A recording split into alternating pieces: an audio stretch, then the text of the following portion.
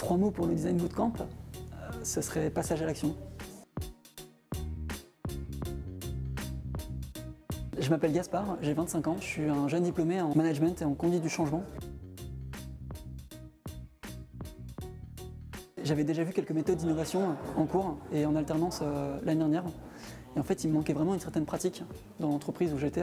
Et quand j'ai entendu parler de cette formation, je me suis dit que c'était vraiment l'occasion d'avoir une certification.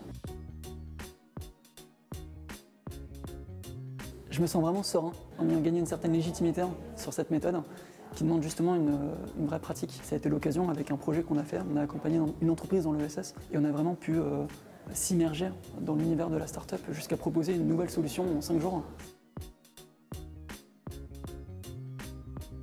Ce qui m'a beaucoup plu avec cette formation, c'est que c'était une alternance de cours avec des intervenants extérieurs qui pratiquaient déjà ces méthodes d'innovation, avec des ateliers où on était vraiment organisé en sous-groupes et où il fallait vraiment passer à l'action, générer le plus d'idées, proposer le plus de solutions. J'aimerais beaucoup mettre en pratique sur le plus long terme cette méthode de design thinking. L'idée serait voilà, de réussir à embarquer des amis, des collègues sur cette méthode, sur un nouveau projet ou sur un processus qui est déjà en place. Voilà, l'idée, ce serait maintenant d'utiliser au quotidien ces méthodes de design thinking, que ce soit dans mon entreprise, que ce soit dans mes projets, dans mes actions bénévoles, dans ma vie.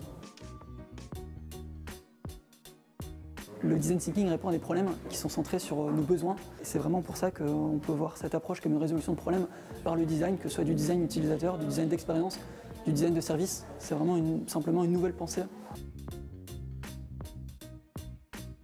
Ce que j'ai particulièrement apprécié, c'était vraiment le moment où on a prototypé, où on se rendait compte que justement on n'avait plus le temps de brainstormer ou simplement de refaire le monde. L'idée c'était que voilà, en 5 minutes, on puisse avoir une première maquette.